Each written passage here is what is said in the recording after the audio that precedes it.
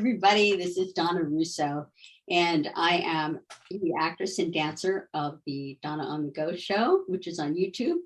And it's an award-winning web series created by Peggy Lane and produced by Peggy Lane. So today, I'm very, very excited to have Brian Lane and Jo-AnnDean on the show with interpreter Jared Karlin.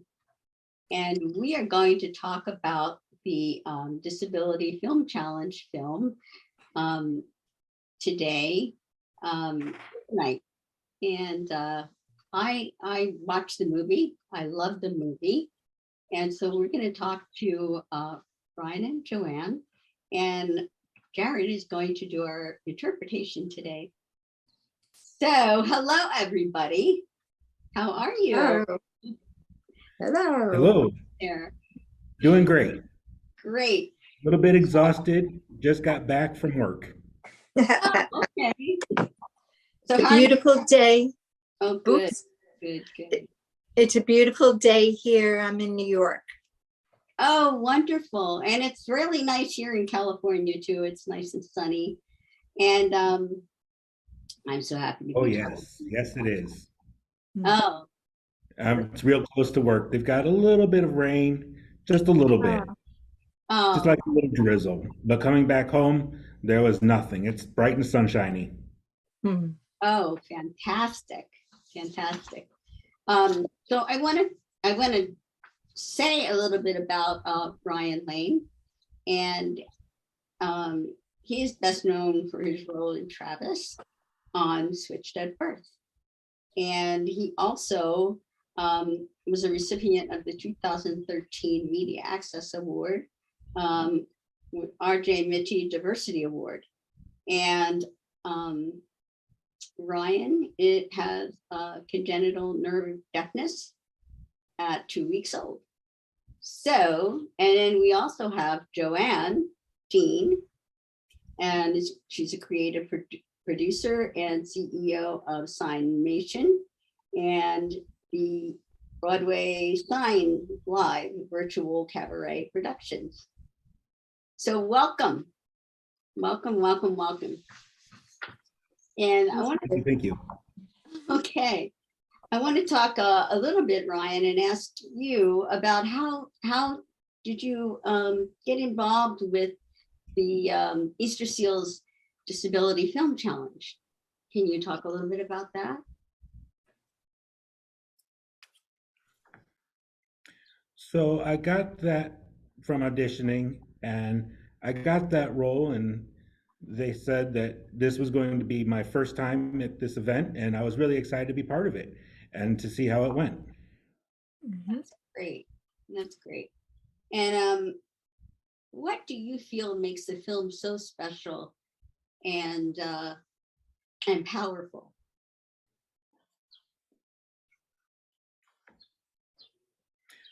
So there were a few different communities and cultures that were involved. Because I'm white and the leading actress is black. She's hearing, I'm deaf. There's just a lot of learning going on between the difference of the cultures. And it really became more powerful to me because we got exposed to learning each other. Mhm. Great, great. Can you tell us a little bit about what the film Kryptonite is about?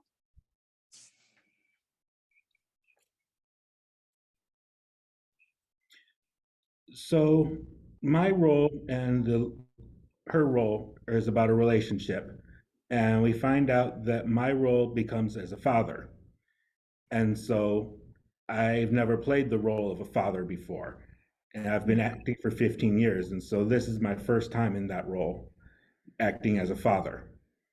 And so that's something that's new to me. That's great. So this project got me really excited for that because it makes me take on a different facet and a different role. Mm. And how was it working with SHANICE, singer, songwriter, Grammy nominated, as your leading woman?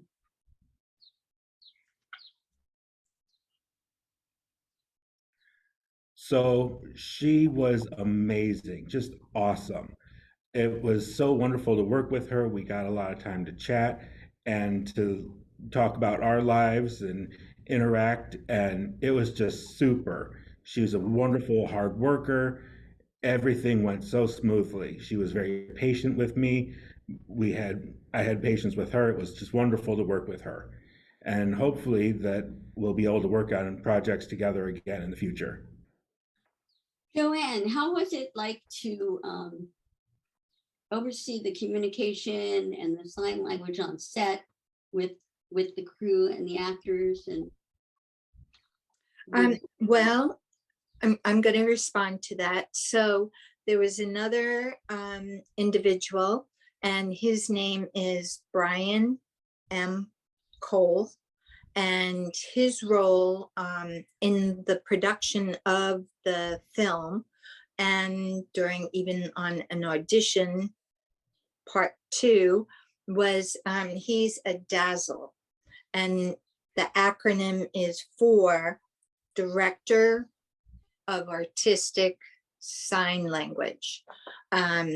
So his role really was the one to see, he's side by side with the director, and they're really to carry on the director's vision for the film, and also to see, like you said, if the sign choices that were made were accurate and kind of match the director's goal and the content of the script, and also that it was authentic in the situation, because you have a hearing and you have a deaf individual and you have these two meet, and different backgrounds, different cultures for both.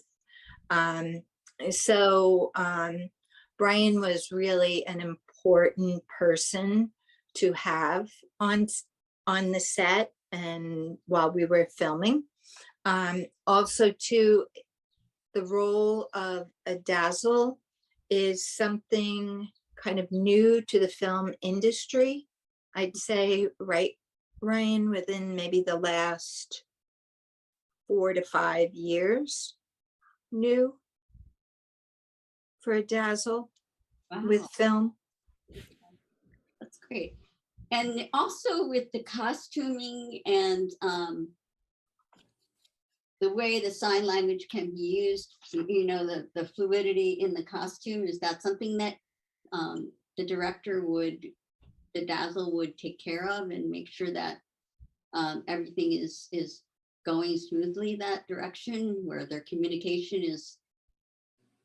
So the dazzle would look at the communication, look at the set, and see like the setup, like if somebody's talking here or where they're looking, and maybe the deaf person's over here, he would adjust. So where the position of the individual would be standing, they'd have to have eye contact, or there'd have to be something that kind of shows representative communication or miscommunication, how that's shown too. Yeah, not as much with the clothing. But maybe The not clothing particular set, but in sets in general. That in the setup, and where you're seated, yes, what would be conversational. So yes, this is all interesting to me because I'm learning. So I thank you for that. And you know, I'm trying myself. Like, I think the past few days, just speaking and talking and learning that this is we, and also we, but it can be we too. I saw that in the film. Going to Yes. two people, right? So I love learning. Yes. So, and I think it's so important that I'm going to try to. You've inspired me to to learn more about sign language and communication. And That's great. yeah, so I'm happy to hear that. what you're doing is really wonderful. And what I'm learning, I consider very, very, very valuable. And I'm going to ask Ryan this. What was it like to do a film in just a short amount of time? Like, a couple of days to shoot.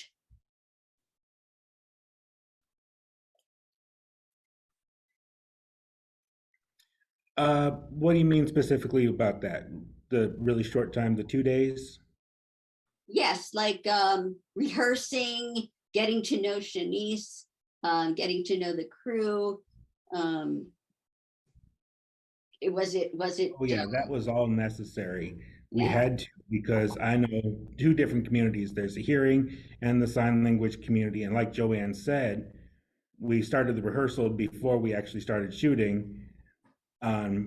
We knew we couldn't do it without rehearsing because it could really disrupt the setup and the translation, the ASL translation, Yes. to get it all worked out. In the hearing community, we had to make sure that they understood our community and get that all to work together and get that all done smoothly. And sometimes they didn't know, and we had to let them know, just like, hey, this is the process before we get started.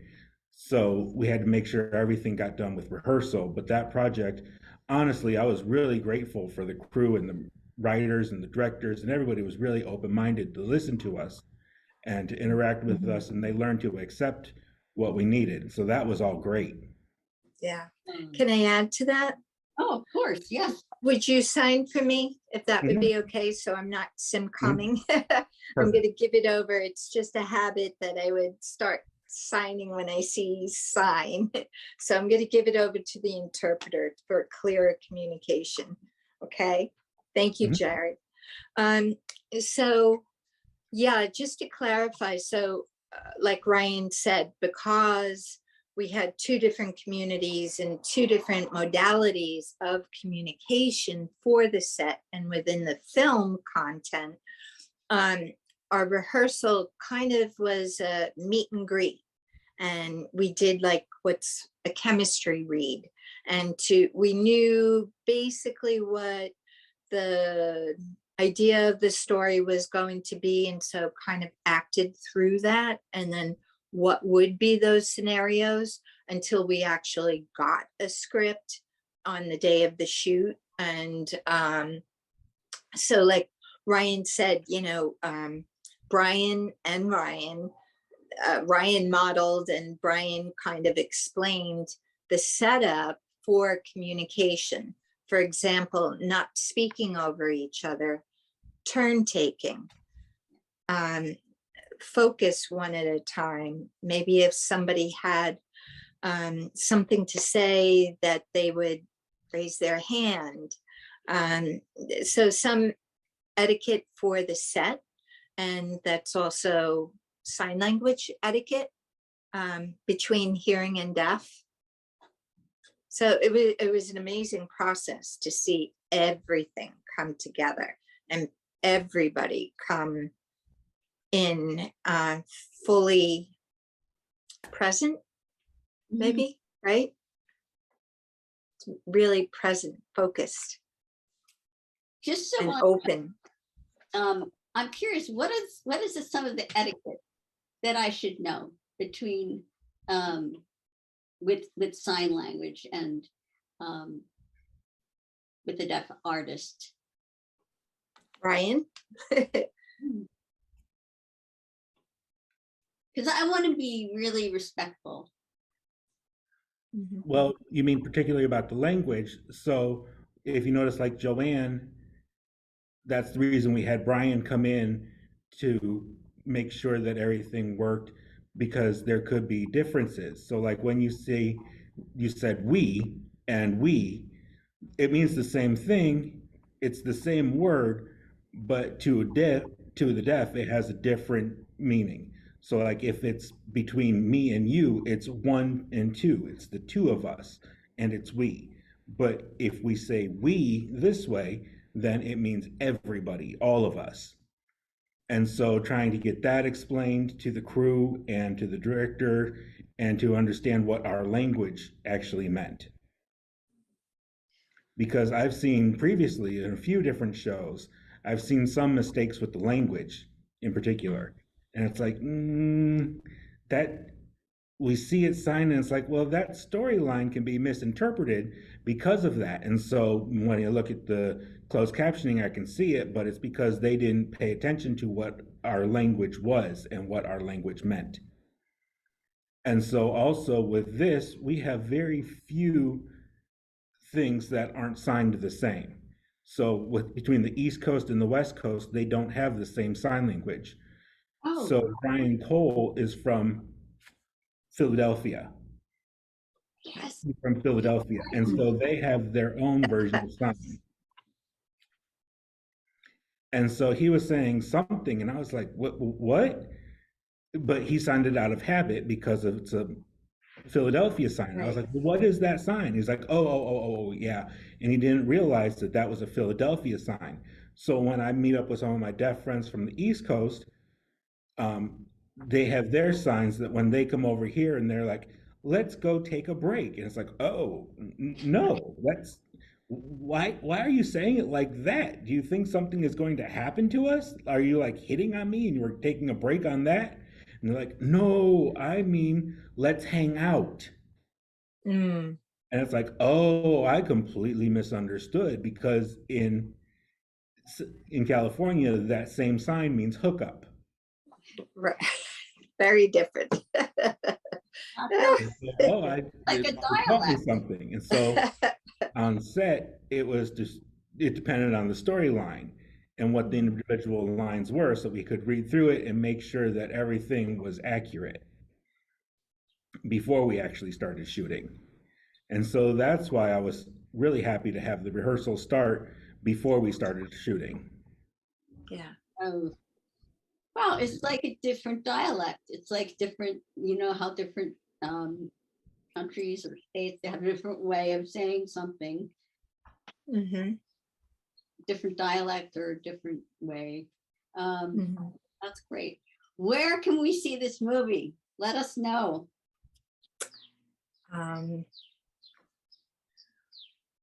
You can check on my Instagram.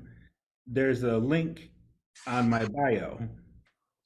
You can just click that and it's right there.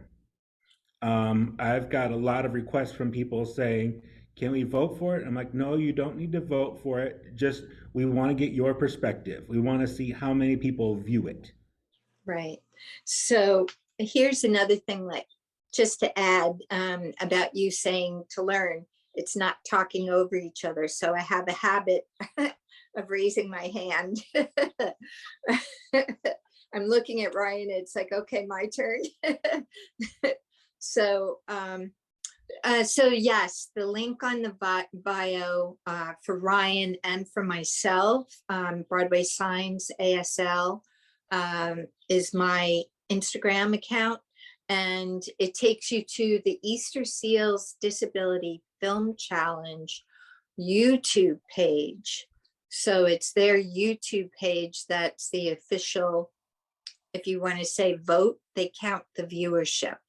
And so that's where the competition comes in on, and the awareness campaign that we're having right now about talking about the film, talking about how we came together, bringing people to see what we created together as a community. Deaf, disabled, hearing artists, just one community of filmmakers and artists making a film. So we're on the YouTube link. Yeah, that's great. Okay, cool. Yeah. I love the film and I encourage all of you, all people to watch it. It's powerful. You get an understanding. You it raises my interest in learning, like I said before. And I love the film A Quiet Place too. Great film, and that also inspired me to try to learn. But also, I am my left ear. I am 50%, not 50%. I have no hearing in the left ear. Oh, okay. My right ear is not that great either because I had a lot of infections as a child. So that's also for me why I want to learn as well. Yeah. I'm a good If you would like to learn more ASL, I would recommend you can go online to see if they have like a deaf event. There's a ton of them, and you can go and meet people, and you can take classes, ASL classes, and they will teach you there so that you can learn how to sign. And if you start meeting and hanging out with the deaf, you'll see that there's a lot of benefit, not just the language. So as you say, you've already lost your hearing, and so you can see how other people would be talking to you, and if you have sign language, that would be a backup way to communicate. Right. For myself, I started out as a teacher of the deaf, interpreter, and now I'm also deaf. My hearing has gone down, so now I identify as deaf. I have hearing aids, and my hearing friends tell me you're not hearing things, you're missing. So I've become a consumer of the services that I advocated for many, many years. And that for me is a learning experience as well. Living, as we all know, living with something is different, on a different spectrum than advocacy. Equally important, but it's different. It's different. I have a greater appreciation. That's wonderful. Yeah, I'm definitely going to learn. And good. And I have another suggestion. They're dear friends of mine, friends of Ryan's as well. The Sign Language Center, SLC, is online, ASL, deaf teachers, fun. Many of the teachers are actors that some probably that you've seen here in California, New York, but it's great. They're online classes and they go on Zoom, and you could check them out at signlanguagecenter.com. So there's my plug for the community. I like that it's online because that's easy for me because I'm not very mobile. Right. Yeah. Yeah.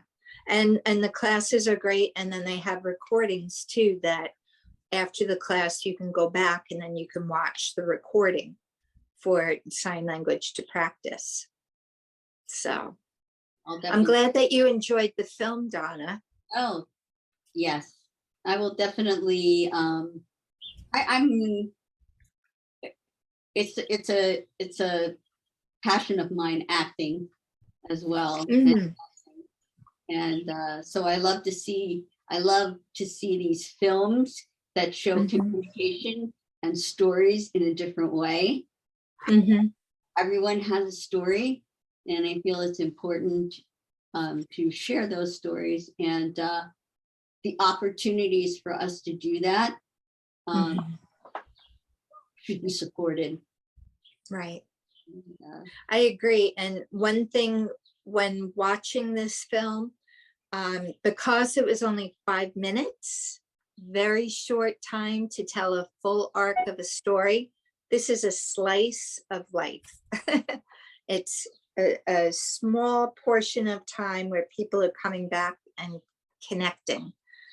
And there's many questions. And we're hoping to see where this goes. Yes, I'm hoping Dot, there's dot, dot. an extended version of Kryptonite would be wonderful. You know, just a continuation to see their connection and what happens. And Mhm. what other I wanted to ask Jo-Ann and Ryan, what other passions in your life? What other things are you passionate about? Um, You go, you Go go. ahead. You have, he's got a list. Okay. So I've got a whole list, as she said, of passions. I would like to get involved in more projects that show deaf culture in various ways. We've got a very rich culture. We've got so many different stories in the deaf community, so much more than just this little glimpse that you get. So I want to get into videos and other projects with that. I love to take my dog out for trips, to go out with the dog. Hopefully, I'm saving money to buy a new 4x4 so that we can go out camping. I also love going out in nature and just getting away. You know, Mother Nature, it's our mother. And I would like to work on my own car, like a project car. It's an American muscle car that I've got. It's a project car. Um, and I love to take care of my car, you know, keep it clean, fix it up. That's really my passion. Mhm. that's wonderful. And you, Jo-Ann? Um, Mine is what drew me to this project. I work as a producer with Broadway Signs. I bring together deaf artists and Broadway talent, vocalists, dance, storytellers, everything through ASL, on stage on various platforms. So I love producing and bringing people together, um, from all different backgrounds and putting them together on stage, and let's see what's happening. uh, so I've been successful with that both in LA and New York. Broadway Signs has been at Feinstein's 54 Below. And that was a real big thrill, and we got really good reception. A lot of names within the deaf community: Russell Harvard, Trishelle Edmond, Sandra Mae Frank. So a number of artists from film and stage have come on and showed their side. And I like cabaret because it's a great platform because you get to show a part of yourself. And when you see deaf actors in film, you're once removed, but with stage, you have them there. In cabaret, it offers an opportunity for the artists to speak directly to the audience. They can step out of that role and go through that fourth or third wall and communicate with the audience. And the audience gets to see a part of the personality and their own communication and their own passions that they wouldn't necessarily see in another medium.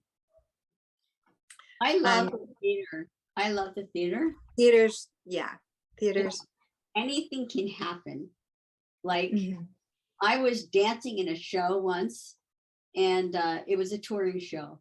And all of a sudden the music stopped, and I was up there, and I just was rehearsed so well that even with the music stopped, I just kept going. I'm just, my point is that anything can happen when it's live. True. Experience. Very true. Very true. So yeah, so it's exciting to see. It's exciting to see the accessibility. I guess accessibility is also a passion of mine. I've been involved in the community and with captions, and I had a show caption this pre-captioning because I was a teacher, and I was a teacher of the deaf at Marlton School, which was, oddly enough, it was the basis for Switched at Birth. Marlton, for your school, Carlton, right? You were with a C, Ryan, and Switched at Birth, Carlton. Yes. Yeah. So, Yes. And that school storyline, what happened at Carlton. right. I taught at that school, and so the deaf community has been a lifelong learning path. It's taken me many places with my friends, my colleagues, accessibility, interpreting. So I feel really fortunate. Okay, that's yeah. I'm hoping that in the future, accessibility is improved. You know, you go, you know, for the Oscars, the Grammy, and you know that they have ramps and that they have ways for people to get up on the stage. You know, and yeah, so we're all definitely, yeah. Yes. Yeah. I was actually at the Tony Awards. I was fortunate to get a ticket to go, and I was particularly wanted to see Ali Stroker win from Spring Awakening, but she was in Oklahoma. Her role as and in a wheelchair, but she won the Emmy and Tony, won the Tony Award.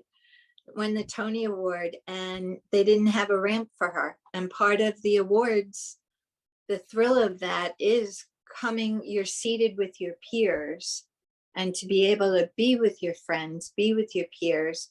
And they had her backstage, and everybody at the Tony Awards really got it in that moment by not seeing her in the audience, because you never have anybody come out from on stage, yet Ali came out in the wheelchair, and it was a really big aha moment. Not that the Broadway League or anywhere else, you know, was really thinking that, but definitely the producers, definitely the actors and her peers recognized that missed moment for her as an artist at that level. Yeah, I remember you had said that before, and I remember a long time ago I was watching the different awards shows, and they didn't have a lot of interpreters there. And I was watching, and I was missing everything, and that seemed removed from the TV shows. Like the interpreters are never on the TV, so you never know what's going on. And that was when I was a kid. There was no closed captioning, and so I was like, "Well, who won for what?" I missed the entire show. And so now I'm noticing that it's getting better. But the Oscars, I just saw that they had so many interpreters that were there and showing up, and that was great. And as you were saying, with the wheelchairs, they hadn't been there with the ramps. And so obviously they hadn't learned anything yet. So we need to keep pushing and reminding them so that they can realize they need to find ways to improve and include the different varieties and diversities, not just the deaf, but include those in wheelchairs, those that are blind. And you can also have elderly people who have a hard time with stairs. You need to include all of them. So it makes everybody feel included in that.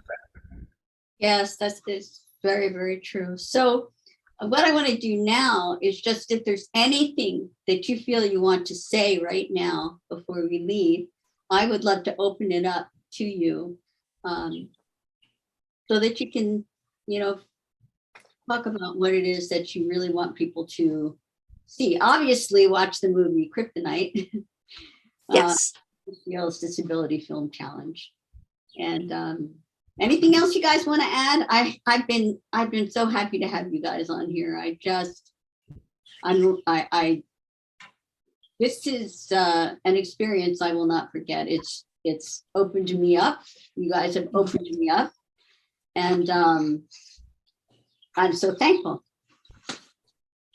Thank you. Ryan, add anything? The only comment that I would leave is that those who have your goals, don't give up on them. Chase them. You know, with having a disability, it's more difficult, but it's getting better all the time.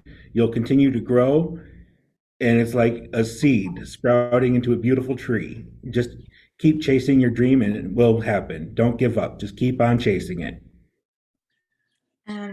I think what I would like to add is that it's very true that disability is one community that we all can join at any time, at any moment in our lives. And it is more of a universal experience than possibly any other community, because we all can enter into it at any time. Right. Yeah. This is true. This is true. It could happen at any time. Like all of a sudden, you could lose your emotion, you could lose your hearing. But the thing to remember is that it will change you, and it will just make you different, and it will change your character. And just go with it and make it a good thing. Yes, believe. Thank you so much, Donna, for having us. Thank you. Did I say it right? Yes. Thank you. Thank you. Thank you for having us. Love to you all. Love to you. Love Bye-bye. you too. Take care. Thank you.